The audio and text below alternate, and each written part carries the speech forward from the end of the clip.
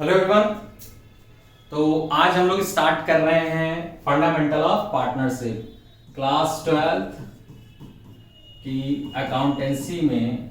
ये बहुत ही important chapter है, जिससे अगर ये फंडामेंटल ऑफ पार्टनरशिप ये एक ऐसा चैप्टर है जो कि जब क्लियर होता है बच्चों का, तभी उनको आगे के चैप्टर्स में परेशानी नहीं होती है पार्टनरशिप में। क्योंकि इसमें क्या होता है कि इसी चैप्टर में आपको कैपिटल अकाउंट बनाना सीखना होता है। कैपिटल अकाउंट कितने तरीके कितने मतलब कैसे कैसे बनते हैं, फिक्स कैपिटल अकाउंट और फ्लक्चुएटिंग कैपिटल अकाउंट, दो तरह का कैपिटल अकाउंट सीखना पड़ता है।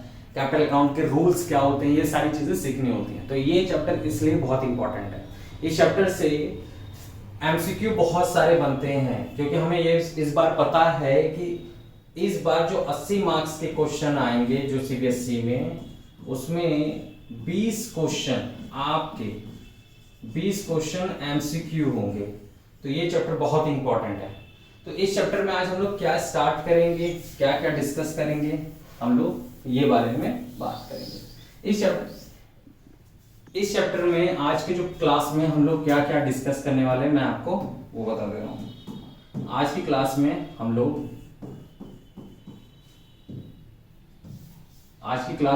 लोग पहले तो आज थ्योरी कंप्लीट करेंगे। क्या करेंगे? थ्योरी कंप्लीट करेंगे। इस थ्योरी में हम लोग क्या क्या पढ़ेंगे ये आपको बताना है। सबसे पहले इसके डेफिनेशन के बारे में बात करेंगे, इसके डेफिनेशन। दूसरा, इसके कैरेक्टरिस्टिक्स के बारे में बात करेंगे,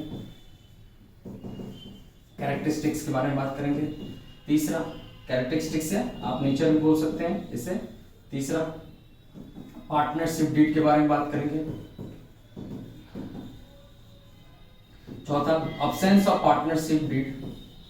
अगर पार्टनरशिप डीड नहीं होता है तब क्या होता है, ठीक है।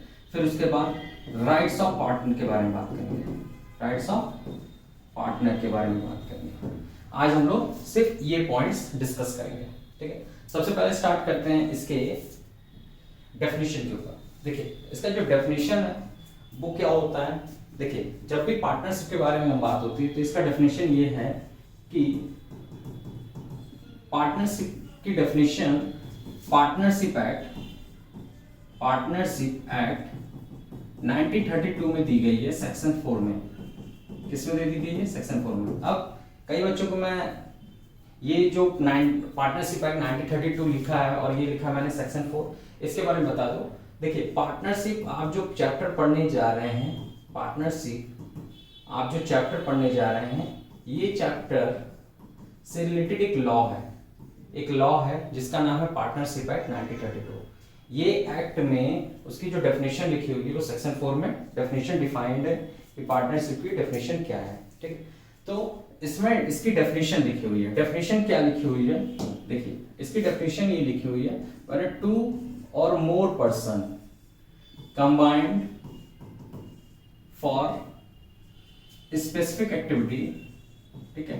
स्पेसिफिक एक्टिविटी कोई मतलब 2 और 2 से अधिक लोग जब मिलते हैं, 2 या 2 से अधिक लोग मिलते हैं और specific activity for profit purpose. क्या चीज? For profit purpose. एक चीज याद रखेंगे, कोई भी पार्टनरशिप जिसमें 2 से अधिक हो और वो प्रॉफिट पर्पस के लिए है और वो लीगली है, ठीक है, इलीगल नहीं, लीगल एक्टिविटी होना चाहिए। ऐसा नहीं है कि कोई चलो 2 से अधिक मिल गए और चलो स्मगल करते हैं, तो ये पार्टनरशिप नहीं। कोई लीगल एक्टिविटी करिए जिसमें 2 या 2 से अधिक लोग हो और कोई प्रॉफिट पर्पस के लिए होना चाहिए। 2 या 2 से अधिक लोग हो और वो प्रॉफिट पर्पस के लिए हो तो वो पार्टनरशिप कहलाती है, ठीक है। इसके कैरेक्टरिस्टिक्स के बारे में बात करें तो इसका कैरेक्टरिस्टिक्स क्या है? देखिए, इसके कैरेक्टरिस्टिक्स के फीचर्स के बारे में बात करें तो सबसे पहले ये देखो, इसका फीचर क्या है। डेफिनेशन ही इसका फीचर है या फीचर से ही इसका डेफिनेशन बनता है। सबसे पहला जो इसका फीचर है ये है कि इसमें 2 और मोर पर्सन, कितने? 2 और मोर पर्सन, मतलब पार्टनरशिप एक बंदे से कभी स्टार्ट नहीं हो सकता। अगर कोई ये कहे कि मैं अकेले स्टार्ट कर दूं पार्टनरशिप, तो ये पार्टनरशिप नहीं, ये सोल प्रोप्राइटरशिप है। मतलब मिनिमम 2 लोग की रिक्वायरमेंट होती है पार्टनरशिप को स्टार्ट करने के लिए, ठीक है। उसके बाद इसमें मैक्सिमम लिमिट कितनी है? मैक्सिमम लिमिट 50 है। अगर आप पार्टनरशिप स्टार्ट करना चाह रहे हैं तो इसकी मैक्सिमम लिमिट 50 है, चाहे वो बैंकिंग हो चाहे नॉन बैंकिंग हो। पता है ये जो लिमिट है, ये लिमिट के बारे में मैं आपको कुछ और डिटेल में बताता हूं। ये पहले लिमिट से 20 थी, कितनी थी? 20 थी, लेकिन अब इसकी लिमिट बढ़ा दी गई है। किस क्या क्या कर दिया गया? बढ़ा दिया गया है। और एक चीज और, ये जो लिमिट है 50, ये जो 50 की लिमिट है, ये पार्टनरशिप एक्ट नहीं बताता। क्या चीज? पार्टनरशिप एक्ट ने नहीं ये डिफाइन किया है, ये लिमिट डिफाइन किया है कंपनीज एक्ट ने। कंपनीज एक्ट 464, सेक्शन 464 ने डिफाइन किया है। मतलब ये कि पार्टनरशिप एक्ट में कभी कोई लिमिट लिखी ही नहीं है कि पार्टनर्स कितने होंगे, ठीक है, पार्टनरशिप के अंदर। लेकिन देखो, पार्टनरशिप की जो लिमिट लगाई गई है वो कंपनीज एक्ट द्वारा लगाई गई है। यहां पे आप देख सकते हैं प्रिस्क्राइब बाय कंपनीज एक्ट ने लिखा लगाई है, न कि पार्टनरशिप, क्योंकि इससे एमसीक्यू आता है। The maximum limit of partner of the 50 according to which act, किस एक्ट के तहत पार्टनर्स की लिमिट 50 है, तो वो आप बताएंगे कंपनीज एक्ट के तहत है, ना कि पार्टनरशिप के तहत है, ठीक है। फिर उसके बाद ये जो पार्टनरशिप फॉर्म होता है, ये एक एग्रीमेंट है। क्या है? एग्रीमेंट है। एग्रीमेंट का मतलब क्या है?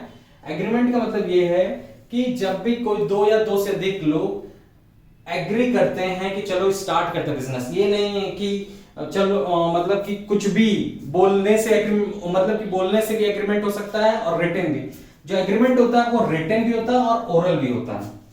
आप जो एग्रीमेंट मतलब कि पार्टनरशिप जब भी फॉर्म होता है वो एग्रीमेंट के थ्रू ही फॉर्म होता है। आइए हम दोनों चलिए स्टार्ट करते हैं, बिजनेस स्टार्ट करते हैं, तो ये एग्रीमेंट है। एक पार्टनर एक बंदा दूसरे बंदे से कह रहा है कि चलो स्टार्ट करते हैं बिजनेस, तो ये एक पार्टनरशिप, एक एग्रीमेंट बन रहा है। जैसे अगर ये एक बंदा है,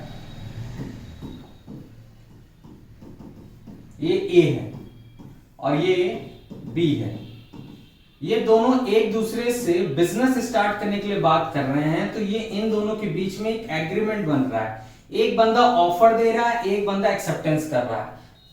एग्रीमेंट जो होता है, जिसमें एग्रीमेंट होता क्या है कि जब एक बंदा कोई ऑफर करे और दूसरा बंदा उस चीज को एक्सेप्ट करे तो वो एग्रीमेंट कहलाता है, ठीक है। तो पार्टनरशिप जब भी फॉर्म होती है वो एग्रीमेंट के थ्रू फॉर्म होती है। और हाँ, ये जो एग्रीमेंट होता है वो दोनों हो सकता है,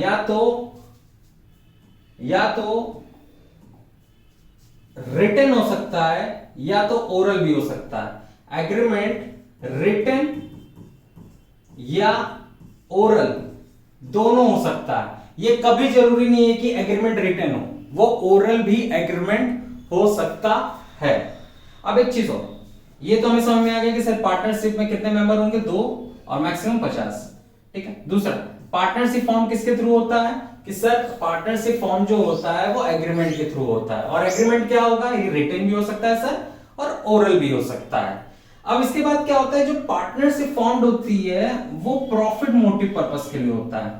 मतलब ये कि कोई भी बिजनेस अगर प्रॉफिट मोटिव के लिए, मतलब कि अगर 2 या 2 से अधिक लोग मिले, क्या चीज? 2 या 2 से अधिक लोग प्रॉफिट के लिए मिलेंगे तभी वो पार्टनरशिप होगा। अगर 2 या 2 से अधिक लोग नॉन प्रॉफिट मोटिव के लिए मिले, तो ये पार्टनरशिप नहीं है, ये पार्टनरशिप नहीं है, ये एक एनपीओ हो गया, एनजीओ हो गया या नॉन प्रॉफिट ऑर्गेनाइजेशन हो गया। पार्टनरशिप में प्रॉफिट मोटिव होना कंपलसरी है, तो प्रॉफिट नहीं होगा तो पार्टनरशिप नहीं कहलाएगा। इस बात को ध्यान रखिएगा। अगला पॉइंट देखो, पार्टनरशिप में जब प्रॉफिट मोटिव आ गया तो प्रॉफिट शेयर करने की बात आती है। देखो, एन एग्रीमेंट बिटवीन द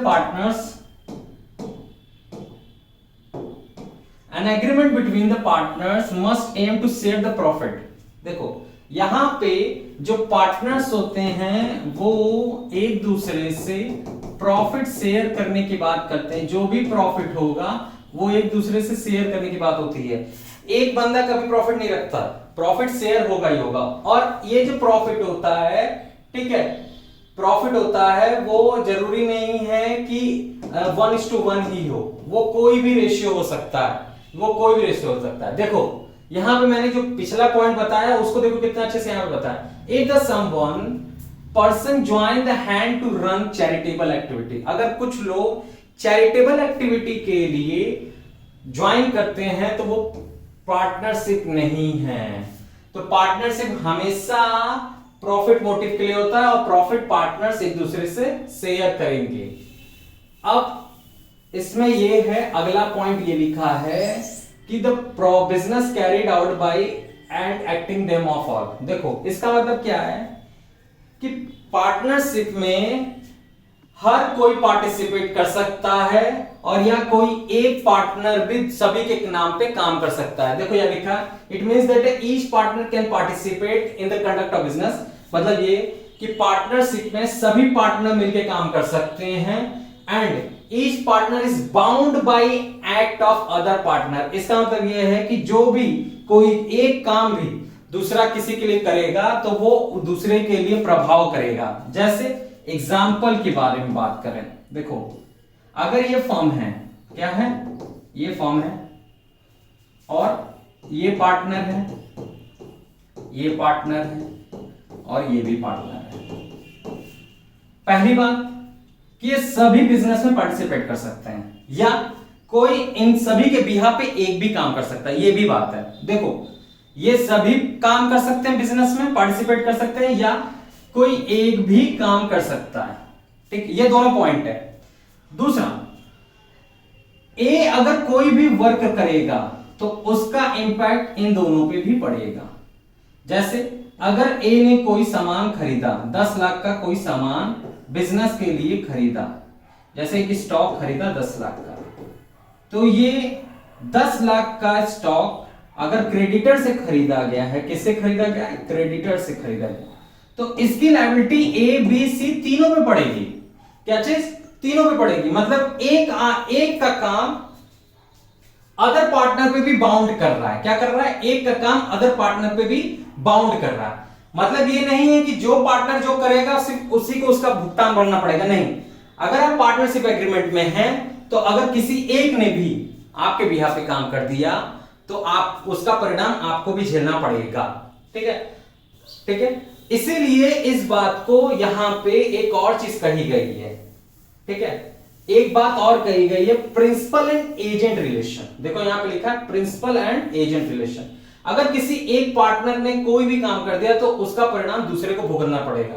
देखो each partner is principal partner sorry agent as well as यहां पे partner of the firm and इसे प्रिंसिपल भी लिखना चाहिए यहां पे। Each partner is agent as well as principal, principal, ठीक है, प्रिंसिपल। ठीक है, क्यों, क्योंकि अगर किसी पार्टनर ने अगर वो कोई पार्टनर अगर एजेंट के रूप में काम करता है तो वो दूसरे पार्टनर का प्रिंसिपल है। देखो जैसे इसको इस तरीके से समझते हैं, अगर ये पार्टनर कोई सामान खरीदता है तो किसके बिहाफ पे खरीद सकता है, इसके बिहाफ पे, और ये पार्टनर कोई सामान खरीद सकता है तो इसके बिहाफ पे खरीद सकता है। कैसे, दोनों एक दूसरे के पार्टनर हैं। अगर ये कोई कार्य करेगा तो इसका इंपैक्ट इसको पड़ेगा और ये कोई कार्य करेगा तो इसका इंपैक्ट इसको पड़ेगा। तो ये एक दूसरे के प्रिंसिपल और एजेंट हैं। कोई भी इंपैक्ट एक दूसरे को करना ही करना है। ठीक है, तो ये प्रिंसिपल और एजेंट हैं एक दूसरे के। अगर इसने कोई लॉस कराया तो इसका भुगतान इसको भी भुगतना पड़ेगा, अगर इसने कोई लॉस कराया तो इसका भुगतान इसको भुगतना पड़ेगा। ये दोनों को एक दूसरे के बिहाफ पे बाउंड है, मतलब वर्क प्रिंसिपल और एजेंट के बिहाफ पे वर्क करते हैं। ठीक है, अब आइए बात करते हैं पार्टनरशिप डीड की। क्या बात करते हैं, पार्टनरशिप डीड की। तो पार्टनरशिप डीड क्या होता है ये समझाता है। देखो पार्टनरशिप डीड एक एग्रीमेंट है। एग्रीमेंट का मतलब क्या होता है, मैंने पहले ही बताया। एग्रीमेंट का मतलब ये होता है कि जब दो या दो से अधिक लोग जैसे ए और बी एक दूसरे को ऑफर करते हैं कि चलो स्टार्ट किया जाए। ए ऑफर कर रहा है बी को कि चलो स्टार्ट करते हैं बिजनेस, और बी इस बात को मान जाता है, तो इन दोनों के बीच में एग्रीमेंट हो गया। ठीक है, क्या हो गया, एग्रीमेंट हो गया। तो एग्रीमेंट क्या है, the partnership deed is common agreement. देखो और एग्रीमेंट किससे, some and terms and condition. Terms and condition मतलब कुछ ना कुछ ना बात हुई होगी ए और बी के बीच में। जैसे ए बोला होगा कि चलो स्टार्ट करते हैं, इसमें तुम इतना प्रॉफिट ले लेना 40% तुम्हारा होगा, 60% मेरा होगा, या 30% तुम्हारा होगा, 60% मेरा होगा, इनके बीच में टर्म्स एंड कंडीशन हो सकते हैं। अब देखो, the such terms and condition may be इधर ओरल और रिटन, ये ओरल और रिटन दोनों हो सकते हैं, ये जरूरी नहीं है, लेकिन the law does not make it compulsory have a written agreement. ये बात याद रखना, पार्टनरशिप एक्ट ने ये कभी नहीं कहा है कि एग्रीमेंट हमेशा रिटन होना चाहिए, ठीक है। एग्रीमेंट ओरल भी हो सकता है, रिटन भी हो सकता है, लॉ ने कभी कंपल्सरी नहीं किया है। लेकिन अगर आप डिस्प्यूट्स होता है, मिसअंडरस्टैंडिंग होता है, तो आपके पास रिटन एग्रीमेंट एक अच्छा एविडेंस बन सकता है, जिसके थ्रू आप उस डिस्प्यूट्स को सुलझा सकते हैं। देखो, अगर best course of written agreement हमेशा साइन होना चाहिए, जिससे कि आपके बीच में कोई भी डिस्प्यूट्स ना हो और मिसअंडरस्टैंडिंग ना हो। अगर मिसअंडरस्टैंडिंग डिस्प्यूट्स आते हैं तो उस कंडीशन में क्या होगा कि आपके पास पार्टनरशिप डीड है, उसके थ्रू आप क्या कर सकते हैं, आप उस मिसअंडरस्टैंडिंग और डिस्प्यूट्स को सुलझा सकते हैं। तो पार्टनरशिप डीड क्या होता है, एक एग्रीमेंट होता है। क्या होता है, ये रिटन भी हो सकता है और ओरल भी हो सकता है। क्या हो सकता है, ओरल भी हो सकता है, ओरल भी हो सकता है, ठीक है। पार्टनरशिप डीड, ठीक है। अब देखो, पार्टनरशिप डीड के अंदर क्या क्या लिखा होता है, इसके बारे में बात करें। Name and address of the firm as well as partner, जिस नाम से पार्टनरशिप खोलना चाह रहे हो वो, और जहां खोलना चाह रहे हो, जिस जगह खोलना चाह रहे हो वो, साथ ही साथ पार्टनर, जो भी पार्टनर हैं उन पार्टनर का नाम और उनके पार्टनर का एड्रेस, मतलब कि फर्म का नेम तो चाहिए ही चाहिए और उसका एड्रेस तो चाहिए चाहिए, लेकिन साथ ही साथ पार्टनर का भी नेम और एड्रेस चाहिए ही चाहिए। क्या चाहिए, एड्रेस चाहिए, ठीक है। उसके बाद ये तो मैंने ये भी बता दिया और ये भी बता दिया। Nature and places of business, मतलब प्लेस ऑफ नेचर, किस तरीके का बिजनेस ओपन करना चाह रहे हो, एजुकेशन इंडस्ट्रीज ओपन करना चाह रहे हो, मैन्युफैक्चरिंग इंडस्ट्रीज ओपन करना चाह रहे हो, आप प्रोडक्शन करना चाह रहे हैं, रिटेल करना चाह रहे हैं, किस तरीके का बिजनेस करना चाह रहे हैं, ये साथ ही साथ कहां ओपन करना चाह रहे हैं, द प्लेस ऑफ बिजनेस, ठीक है। ड्यूरेशन, टाइम पीरियड क्या होगा, पार्टनरशिप कितने लंबे समय के लिए होना चाह रहे हो, 5 साल, 10 साल, 20 साल या लाइफ टाइम के लिए, उसमें ड्यूरेशन लिखी होनी चाहिए। क्या लिखी होनी चाहिए पार्टनरशिप डीड में, ठीक है। और उसके बाद पार्टनरशिप डीड में यह भी लिखा होना चाहिए कि कौन कितना कैपिटल लगा रहा है, capital contribution by each partner, मतलब अगर दो पार्टनर हैं ए और बी, तो ए कितना पैसा लगाएगा, बी कितना पैसा लगाएगा, ये सब लिखा होना चाहिए। अगर ये 4 लाख लगा रहा है तो 4 लाख रुपए ए का लिखा होना चाहिए, बी 5 लाख लगा रहा है तो बी का 5 लाख लिखा होना चाहिए पार्टनरशिप डीड में कि इन्होंने इतना इतना पैसा लगाया है। सबका कैपिटल कंट्रीब्यूशन लिखा होना चाहिए ईच पार्टनर का। उसके बाद अगर पार्टनरशिप डीड में लिखा है कि किसी पार्टनर को इंटरेस्ट देना है, इसके बारे में हम बाद में आपको बताएंगे और डिटेल में, इंटरेस्ट देना है तो इंटरेस्ट ऑन कैपिटल कितना % देना होगा, इंटरेस्ट देना है कि नहीं देना, देना यस देना है तो कितना %, नहीं देना है तो ये भी लिखा होना चाहिए। मतलब कि पार्टनरशिप डीड में इंटरेस्ट ऑन कैपिटल के ऊपर ये बात लिखी होनी चाहिए कि इंटरेस्ट देना है कि नहीं देना है, अगर देना है तो कितना % देना है ये लिखा होना चाहिए, नहीं देना है तो वो नो लिखा होना चाहिए। ड्राइंग कितना कर सकते हैं और इंटरेस्ट ऑन ड्राइंग, अगर इंटरेस्ट ऑन ड्राइंग चार्ज करेंगे, ड्राइंग मतलब होता है कि पैसा विड्रॉल करना, मतलब कि ओनर जो पैसा विड्रॉल करता है उसे ड्राइंग कहते हैं, हमें ये पता है। इंटरेस्ट ऑन ड्राइंग पे जिसे हम कहते हैं आईओडी के नाम से भी जानते हैं शॉर्ट फॉर्म में, अगर इंटरेस्ट ऑन ड्राइंग का परसेंटेज, अगर इंटरेस्ट ऑन ड्राइंग चार्ज होगा तो कितना % चार्ज होगा, अगर नहीं लिखा है तो नो लिखा होना चाहिए। ये पार्टनरशिप डीड में। प्रॉफिट सेविंग रेशियो का मतलब कि कितना प्रॉफिट शेयर करेंगे ईच पार्टनर एक दूसरे के साथ। पहला profit sharing ratio, each partner कितना प्रॉफिट शेयर करेंगे एक दूसरे के साथ, क्या 1:1 अगर ए और बी है या सी भी है, 3 पार्टनर है तो 1:1 शेयर कर रहे हैं, फिर 2:3:1 शेयर कर रहे हैं, कि 1:4:7 शेयर कर रहे हैं, जो भी रेशियो शेयर कर रहे हैं वो रेशियो लिखा होना चाहिए। जितने % से शेयर कर रहे हैं 20, 30, 50, 20% शेयर कर रहे हैं, 30% शेयर कर रहे हैं, 50% शेयर कर रहे हैं, मतलब ए का 20%, बी का 30% और सी का 50%। अगर जो भी परसेंटेज है वो परसेंट लिखा होना चाहिए profit sharing ratio partnership deed के अंदर, ठीक है। ये सारी चीजें लिखी होनी चाहिए। साथ ही साथ इसके बाद क्या होता है, अगर पार्टनरशिप डीड तो पूरी इंफॉर्मेशन देता है, ये देखता है। अब इसके बाद अगर पार्टनरशिप डीड साइलेंट है, क्या है, पार्टनरशिप डीड साइलेंट है, तो मैं आपको कुछ चीजें बताता हूं, उसके बारे में बात करेंगे। देखो, अगर पार्टनरशिप डीड साइलेंट है, मतलब पार्टनरशिप डीड नहीं बना है आपके बीच में, जैसे ए और बी पार्टनर है और इन्होंने बिजनेस स्टार्ट कर दिया, लेकिन दोस्त थे तो आपस में कोई समझौता नहीं किया इन्होंने, ये दोनों एक दूसरे के दोस्त थे तो आपस में कोई समझौता नहीं किया, बस चलो स्टार्ट कर दिए। और इन्होंने स्टार्ट किया तो कोई एग्रीमेंट फॉर्म नहीं किया, तो इस केस में से बोला जाता है पार्टनरशिप डीड साइलेंट। अगर पार्टनरशिप डीड साइलेंट होता है तो क्या क्या चीजें होती हैं। पहला, प्रॉफिट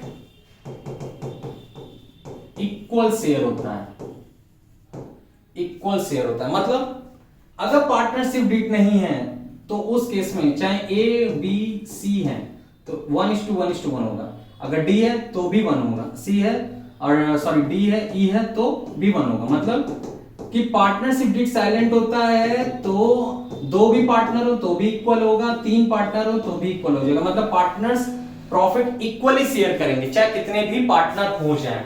उससे कोई मतलब नहीं है कि इनका कैपिटल क्या लगा है, एक बात याद रखना, इससे कोई मतलब नहीं है कि कैपिटल क्या लगा है। जैसे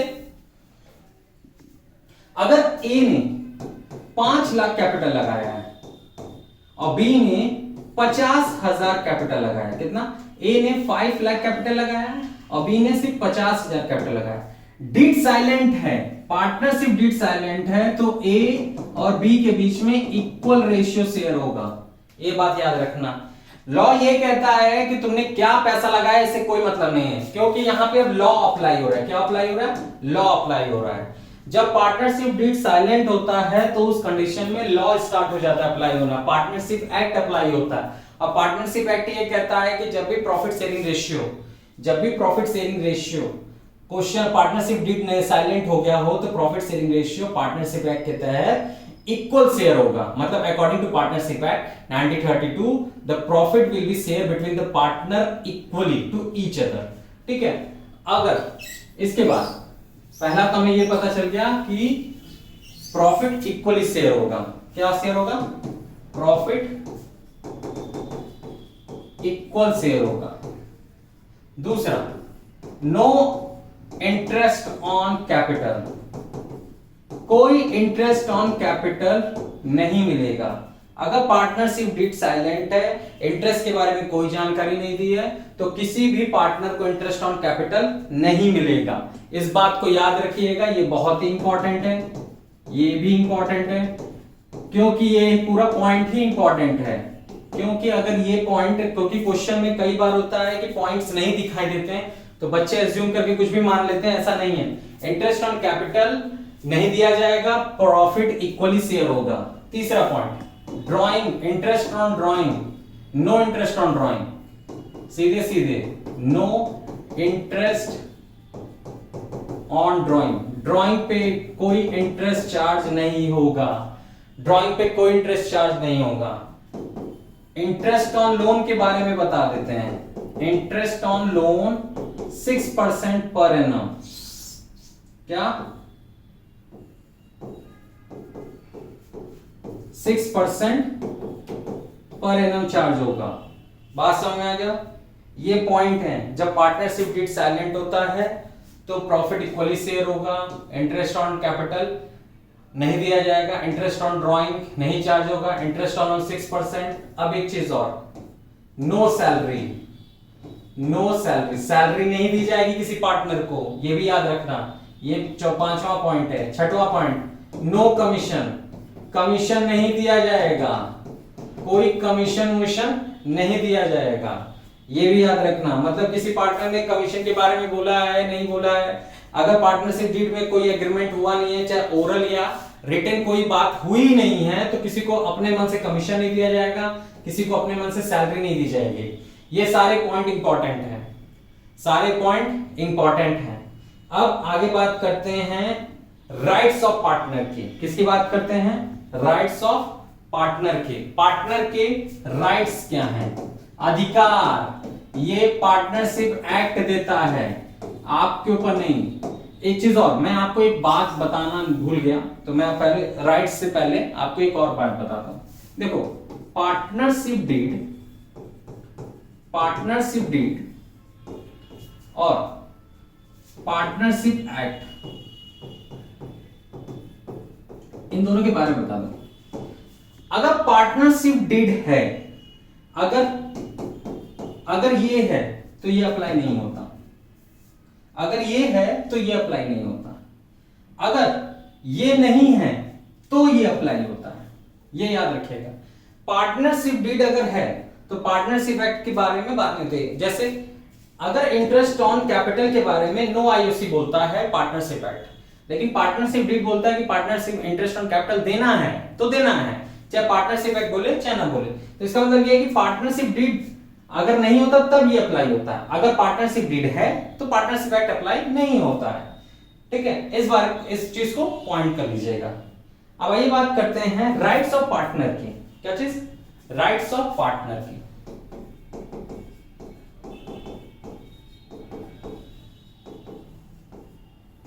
देखो, पहला right, every partner have a right to share profit with other partner।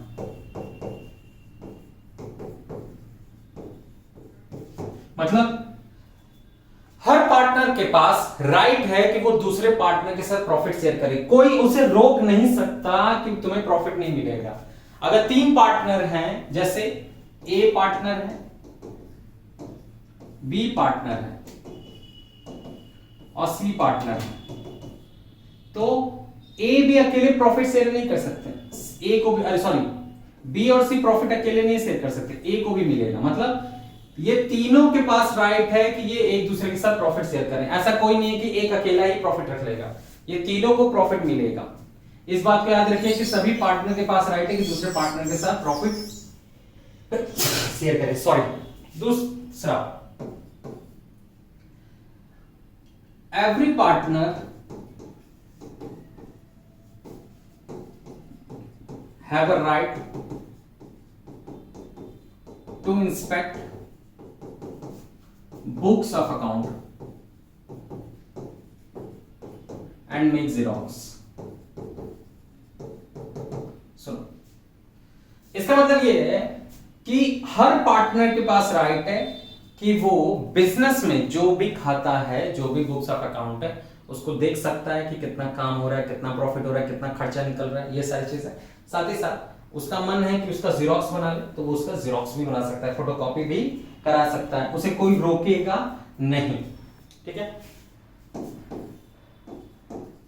तीसरा, every partner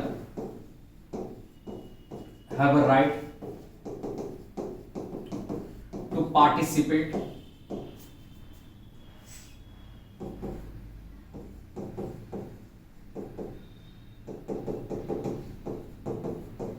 in business activity. ठीक है, हर पार्टनर के पास राइट है कि वो बिजनेस के एक्टिविटीज में पार्टिसिपेट कर सकता है, बिजनेस के अफेयर्स में बात कर सकता है, उसे कोई रोक नहीं सकता काम करने से। अगर उसका मन है कि वो पार्टनर काम करना चाहता है तो उसे कोई रोकेगा नहीं कि तुम नहीं काम करो, हम लोग काम कर लेंगे। ठीक है, ऐसा नहीं है। अगर उसका मन है काम करने का तो वो भी काम करेगा। Every partner have a right to take a participate in business activity.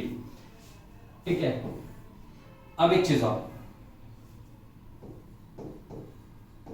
ये बहुत important, every partner have a right to deny admission of new partner. Admission of new partner. ये पॉइंट बहुत इंपॉर्टेंट है, मैं आपको इसको थोड़ा सा विस्तार से समझाता हूं।